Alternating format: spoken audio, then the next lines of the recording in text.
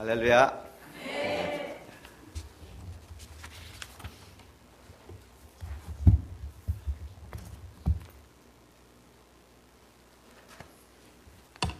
다 같이 잠시 기도하시겠습니다.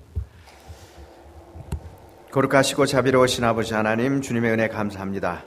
이 시간 부족한 종이 주님 단 앞에 섰습니다. 저희의 모습은 감춰주시고 주님의 십자가의 보일 모습만 이 시간에 나타날 수 있도록 인도해 주셔서 하나님 앞에 영광되는 귀한 말씀을 이제 이 시간에 선포할 수 있도록 저를 축복해 주시고 인도해 주시옵소서. 주님께 모든 영광을 돌리며 예수님의 이름으로 간절히 기도드리옵나이다. 아멘.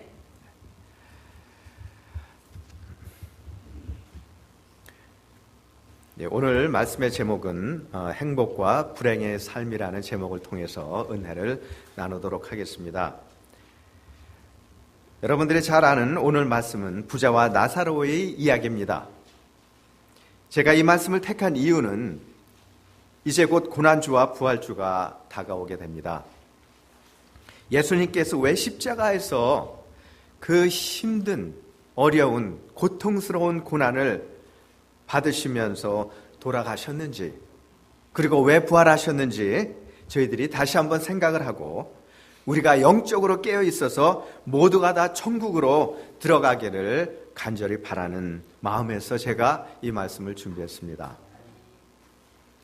우리는 행복과 불행의 척도를 어떻게 재겠습니까? 저는 개인적으로 세상에 살면서 충실하게 살아가고 나의 사명을 잘 감당하고 예수님을 구주로 영접했죠. 그리고 예수님과 함께 살아가고 있죠. 늘 주님과 동행하는 삶을 살고 있는 지금 저의 현실, 이 현실이 행복합니다. 아멘. 그리고 만일 어떤 분이 저에게 불행한 삶이 어떤 삶이냐고 저한테 물어보신다면은 저는 주저없이 이렇게 말씀을 드리고 싶어요. 예수님을 영접하지 못하고 영원한 지옥으로 영원히 떨어지는 것이 불행한 삶이라. 이렇게 자신 있게 저는 그분들에게 말씀을 드리고 싶습니다. 세상은 때때로 우리를 유혹할 수 있습니다. 물질의 유혹이 있습니다. 명예의 유혹이 있습니다. 우리가 가장 소중하게 생각해야 할 예수님보다 더 사랑하게 될 때 그 무엇인가 유혹이, 그 무엇인가 명예가 그것들을 사랑하게 될 때 그것을 저희들이 뭐라고 얘기합니까? 우상이라고 얘기합니다. 우상. 예. 분명히 주님은 우리가 주님보다 더 사랑하는 그 어떠한 것도 용납하지 않으신다고 그렇게 말씀을 하시는 것입니다. 중국 전국책에 이런 이야기가 있다고 합니다. 증상군이라는 사람이 사대부들을 불러 잔치를 베풀었습니다. 이때 사마직이라는 사람이 초청을 받았습니다. 여러 가지 음식이 오고 간 후에 양고기 국을 먹을 차례가 되었습니다. 그러나 마침 국물이 부족해서 사마직이라는 사람에게는 그 양고기물이 돌아가지가 않았다고 합니다. 사마직이는 이것을 자신에 대한 모욕으로 생각을 했습니다. 그래서 증상군을 없애야 되겠다, 이렇게 생각을 하고 이웃 초나라로 갔습니다. 그는 그 초나라 왕을 부추겨서 증상군을 치도록 그렇게 했어요. 전혀 예측하지 않았던 신입이라 증상군은 피신할 수밖에 없었습니다. 막 도망갔습니다. 그런데 이전에 한 번도 본 적이 없었던 두 장정이 창을 들고 뒤를 따르면서 그 증상군을 지켜주셨던 거예요. 증상군이 이를 이상히 여겼어요. 그래서 물었습니다. 그대들은 왜 나를 보호해주는가? 그러자 그들은 이렇게 대답을 했습니다. 저희 부친께서 살아계셨을 때입니다. 어느 날 부친께서 배가 고파 쓰러져 계실 때에 왕께서 친히 찬밥 한 덩이를 저희 부친께 주셨습니다. 저희 부친께서는 이로 말미암아서 목숨을 건지게 되었죠. 그래서 부친께서는 돌아가실 때 저에게 유언을 남기셨는데 만약 왕에게 무슨 일이 생기면 죽음으로 보답하라고 그렇게 유언을 저한테 하고 돌아가셨습니다. 그 말을 듣고 난 증상군은 하늘을 보며 탄식을 했습니다. 내가 한 그릇의 양고기 국물로 나라를 잃어버렸고 한 덩이의 찬밥으로 목숨을 구하였구나. 예. 지극히 작은 것으로도 큰 일을 할 수 있고 큰 일을 그르칠 수도 있다는 것입니다. 지극히 작은 거를 가지고 큰 일을 할 수도 있고 큰 일을 그르칠 수도 있다. 제가 왜 이 말씀을 드립니까? 예수님을 영접하는 거 너무 쉽기 때문에 이 세상에는 주님을 믿지 않고 주님을 믿는다고 하면서 주님의 뜻대로 살지 않고 마음대로 사는 사람들도 많고, 그리고 아직까지 너무 쉽기 때문에 주님을 영접하지 아니하는 사람들도 많이 있다는 것입니다. 주님을 영접하는 게 어렵습니까? 쉽습니다. 너무 쉽습니다. 그래서 오히려 거기에 구원이 있다는 걸 나는 못 믿겠어 하면서 믿지 아니하는 사람들이 많이 있다는 것입니다.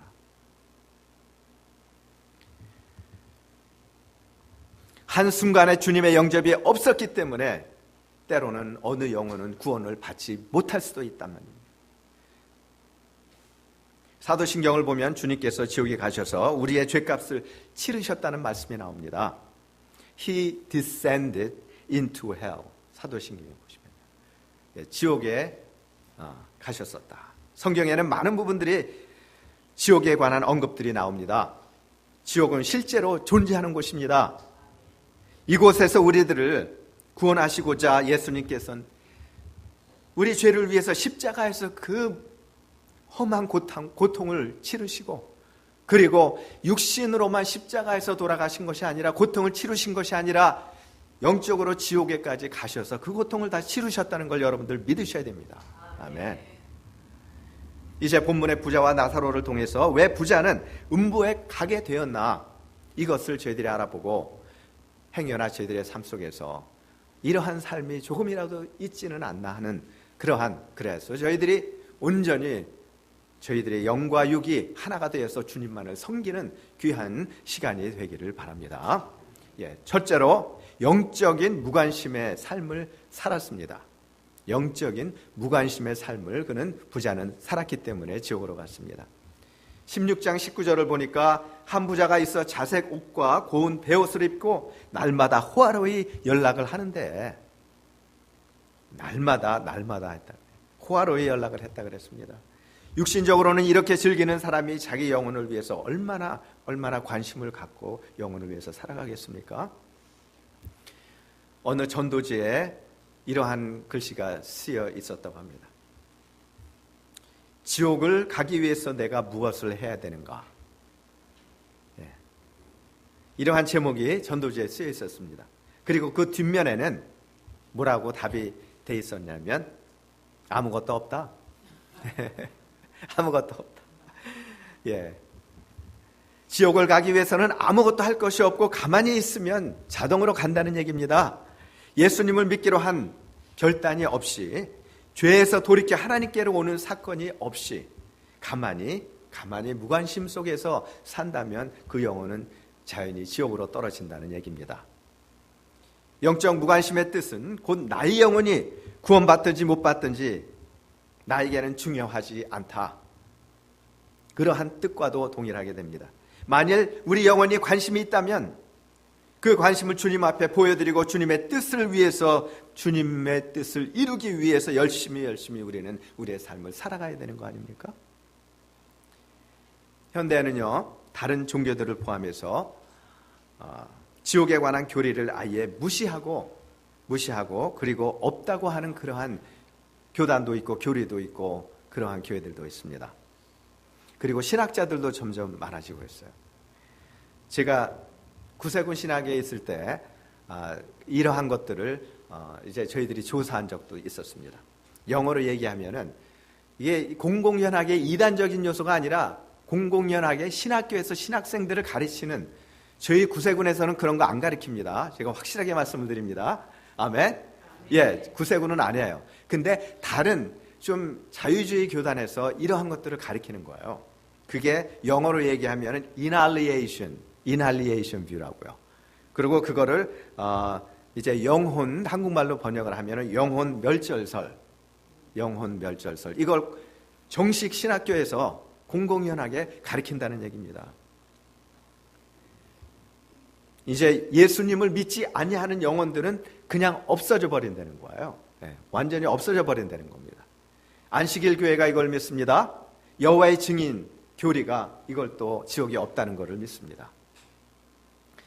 사랑의 하나님이 어떻게 인간을 지옥으로 보내시겠는가? 그렇게 얘기를 합니다. 그리고 그들은 예수님을 믿지 않는 사람들은 영원히 없어진다고 그렇게 믿는다는 것입니다. 성경에 보면 여러 부분에서 지옥에 대해 언급을 하고 있습니다. 제가 그걸 찾는다면 참 많이 찾을 수가 있을 것 같아요.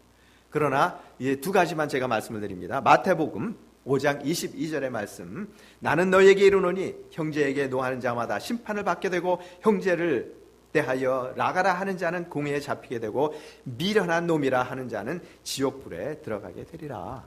분명히 기록이 되어 있습니다.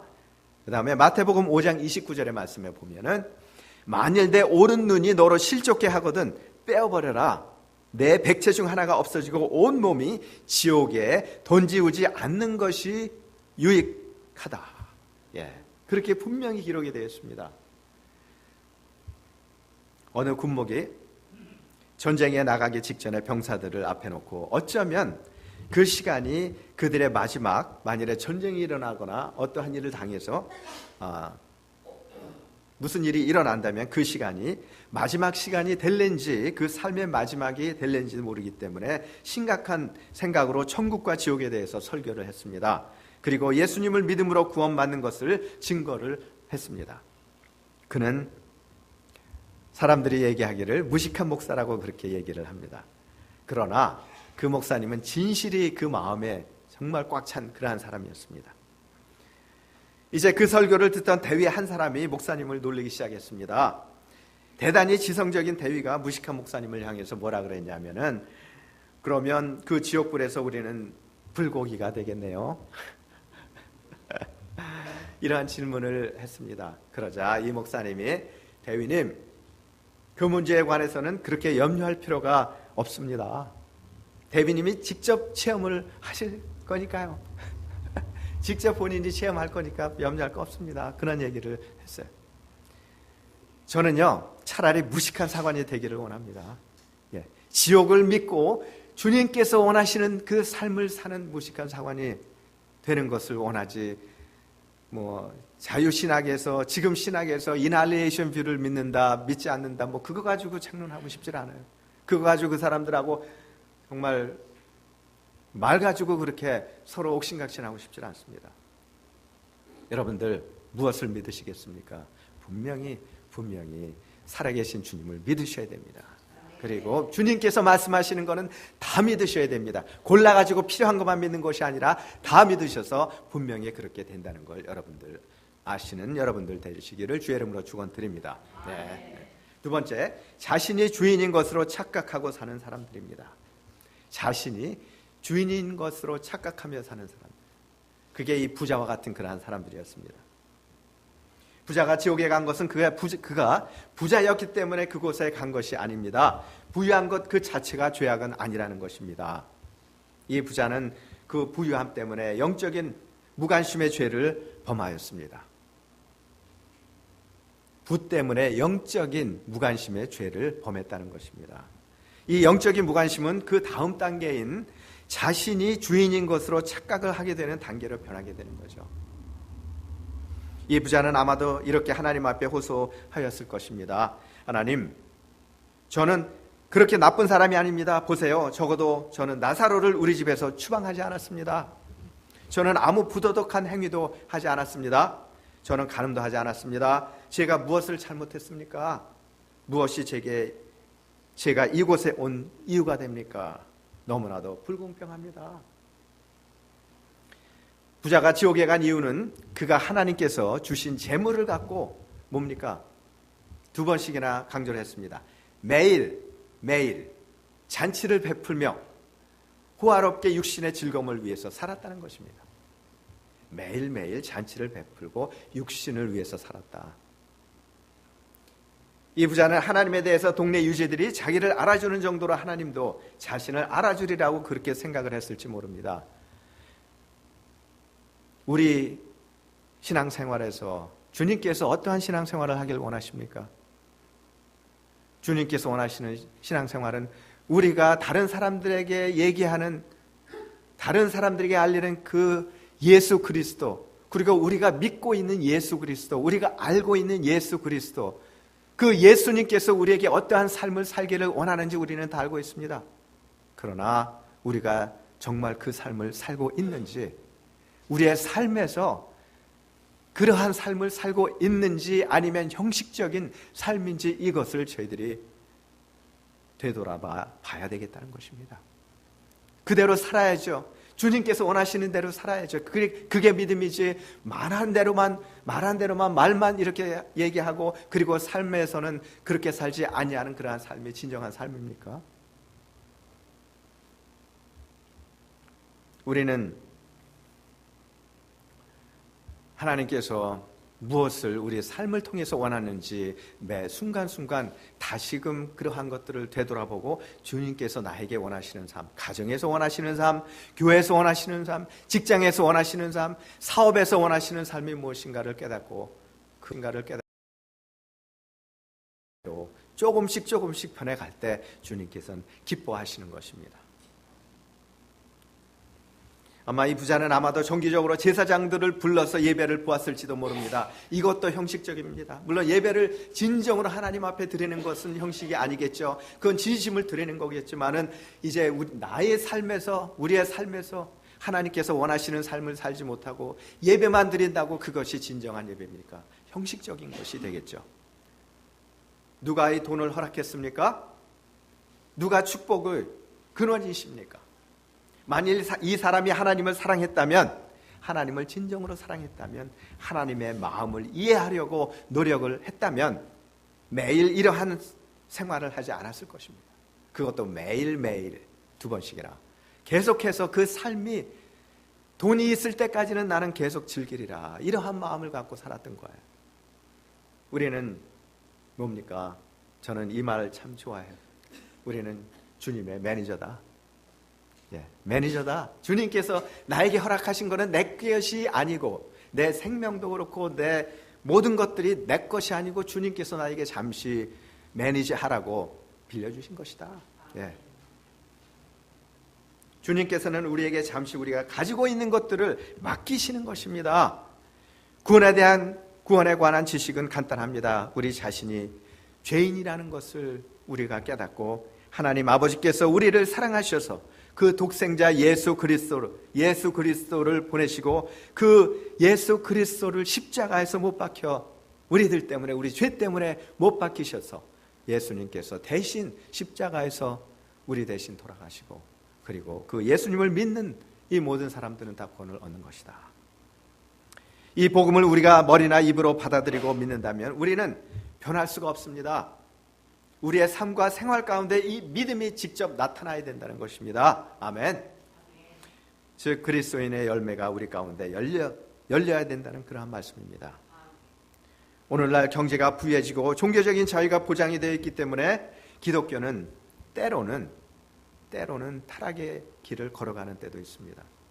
그 타락의 길을 성도들에게 타락의 길이라고 하는 그 단어 대신에 적당히 믿으세요, 이렇게 좋은 얘기로 하는 사람들이 있습니다. 그리고 열심히 좁은 신앙의 길을 걸어가려고 하는 그러한 성도님들을 자기네들 마음이 편하게 하기 위해서 뭐라고 얘기하냐면 광신자입니다. 누구누구는 광신자입니다.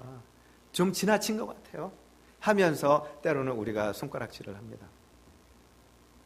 우리는 영적으로 관심을 갖고 세상 것들과 영적인 것들을 잘 분별하여서 모두가 천국에 들어가는 여러분들 다 되시기를 주의 이름으로 축원드립니다. 마지막으로 회개를 하지 않았습니다.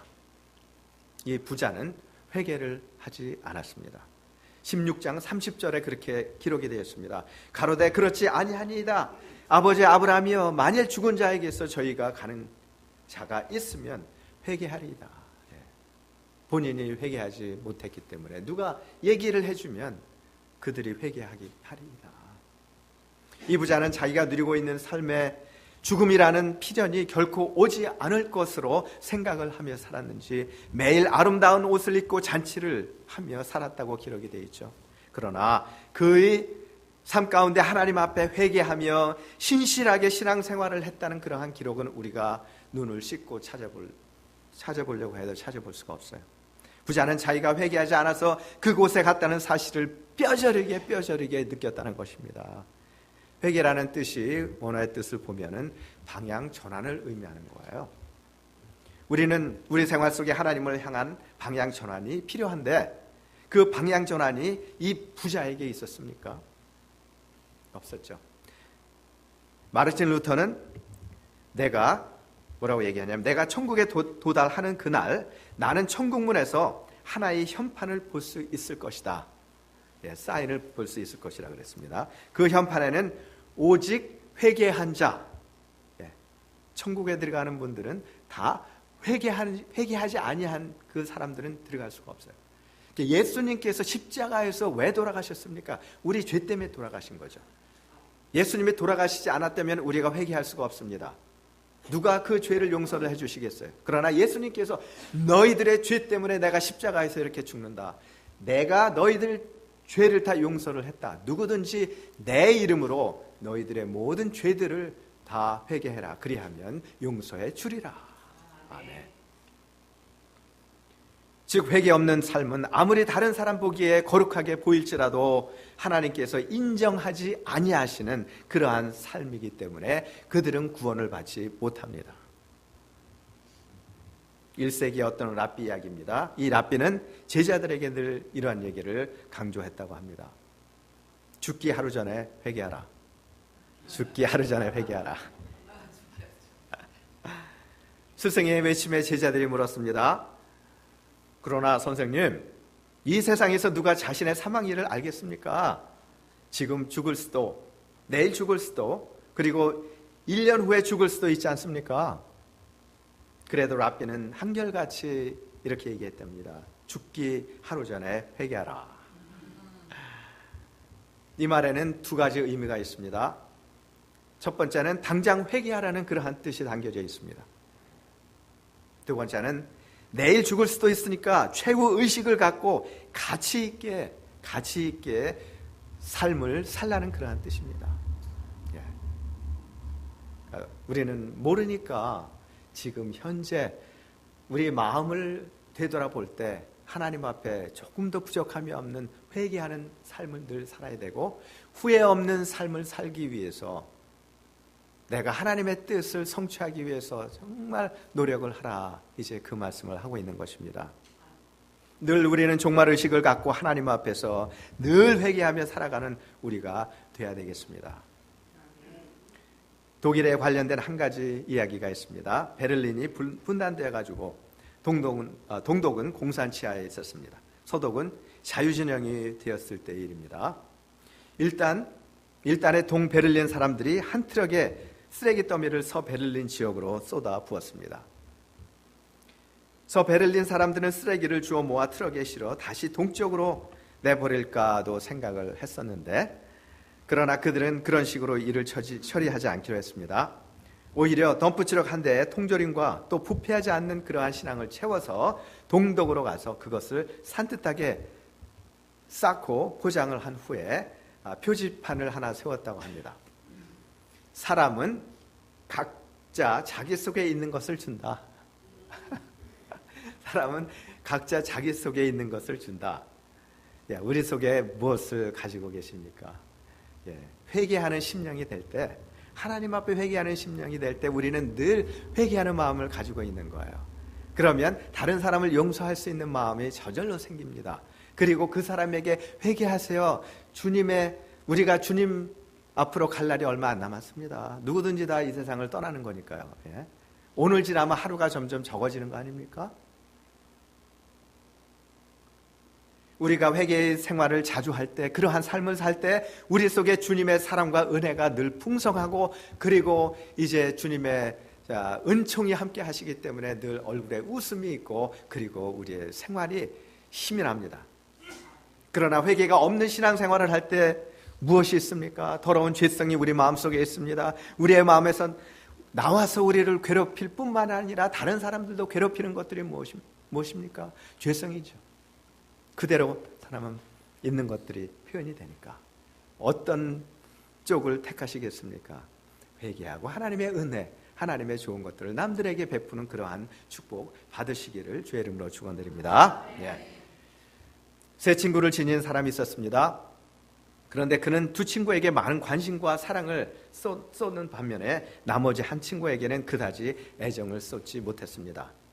그러던 어느 날 그는 왕으로부터 궁으로 돌아오라는 전가를 받았습니다. 무슨 영문인지 몰라 겁을 먹은 그는 혼자 가기가 몹시 두려웠다고 해요. 그래서 국리 끝에 그가 가장 사랑했던 친구를 찾아가서 함께 왕에게 가줄 것을 요청을 했습니다. 그런데 그 친구는 미안하지만 자네와 함께 갈 수가 없다네 라고 말하면서 거절을 하고 말았습니다.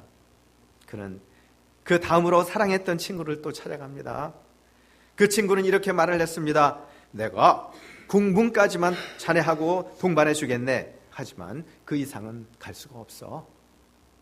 할 수 없이 그는 자신이 가장 무관심하게 생각을 했던, 그렇게 대했던 친구를 찾아가 모든 사정을 얘기를 했습니다. 그때 그 친구는 물론 자네와 함께 가겠네. 그곳에 가면 반드시 나의 도움이 필요할 것일세. 그 친구는 군까지 함께 동반했을 뿐 아니라 왕 앞에서 그를 대변해 주기까지 했습니다. 이 왕은 누굽니까? 하나님이에요. 세 친구는 누굽니까? 바로 세 친구를 가진 사람이 바로 우리들 자신이에요. 그리고 우리가 가장 사랑했던 첫 번째 친구가 뭡니까? 이 세상에서 가장 재물. 우리가 하나님으로부터 소원을 받을 때 그 친구는 결코 함께 할 수가 없습니다. 돈을, 하나님 앞에 우리가 부름을 받을 때 돈은 가져갈 수가 없잖아요. 우리가 그 다음으로 사랑했던 친구가 무엇입니까? 이 세상의 친구들이에요. 이 세상에 있는 친구들. 그 친구는 우리가 죽을 때 무덤까지는 같이 가줄 수가 있어요. 그러나 그 이상은 못 가죠. 그러나 믿음이라고 불리는 이 세 번째 친구는 하나님이 계시는 그곳까지 여러분과 함께 동행하며 무서운 심판의 형벌로부터 우리를 구해 주시는 것이죠. 성령님이, 하나님께서 우리는 어떤 친구를 가장 귀하게 여기고 있습니까? 지금 현재 생각을 해보세요. 혹시 믿음의 친구이신 예수 그리스도를 무관심 속에 버려두고 있지는 않나 한번 생각을 해보시기 바랍니다. 우리가 세상을 떠날 때는 주님만이 우리를 맞으러 나오시는 것입니다. 그 누구도 함께 할 수가 없습니다. 여러분들, 이제 오늘 이 말씀을 통해서 천국과 지옥이 분명히 있다는 것을 여러분들이 깨달으셨을 줄 저는 분명히 믿습니다. 이제 천국에 가기 위해서 우리는 우리의 영혼에 관심을 가져야 됩니다. 그리고 우리 자신이 주인인 것으로 이제 착각하지 말고, 내가 아무리 많은 것들을 가졌다고 해도 이것은 오직 하나님 한 분이 나의 주인이시라는 것, 내 것이 아니라는 걸 늘 생각을 하시고, 그리고 마지막 항상 회개의 삶을 통해서 우리 가운데 아름다운 주님의 은혜가 늘 가득하고 우리 가운데 하나님께서 축복해 주시는 그 축복을 나누는 내 이웃과 내 교인들과 또 가족들과 많은 사람들과 나누는 여러분들 되시기를 주의 이름으로 축원드립니다. 기도하시겠습니다. 아버지 하나님, 주님의 은혜 사랑 감사합니다. 이 시간 저희들을 사랑하시기 때문에 귀한 말씀으로 저희들을 채워주시고 이제 그 말씀을 통해서 영과 육의 힘을 얻게 해주시니 감사합니다. 이제 주님께서 주신 그 말씀대로 저희들 살아가며 순종할 수 있도록 인도해 주셔서 하나님 앞에 설 때 부족함이 없도록 저희들을 인도해 주시옵소서. 예수님의 이름으로 간절히 기도드렸나이다.